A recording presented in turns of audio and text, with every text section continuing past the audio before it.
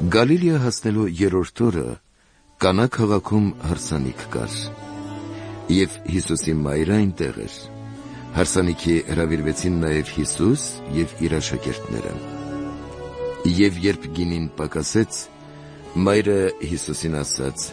«Գինի չունեն»։ Եվ Հիսուս նրան ասաց. «Ի՞նչ ես ուզում ինձնից, ով կին, իմ ժամանակը դեռ չի հասել»։ Նրա մայրը սպասավորներին ասաց. «Ինչ որ ձեզ ասի, արեք»։ Այնտեղ կային 6 թակույկներ հրեաների սովորության համաձայն մաքրվելու համար։ Նրանցից յուրաքանչյուրը շուրջ 100 լիտր տարողություն ուներ։ Հիսուս նրանց ասաց.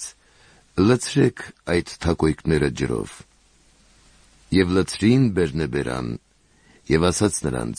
«Հիմա վերցրեք և տարեք սեղանապետին»։ Եվ նրանք տարան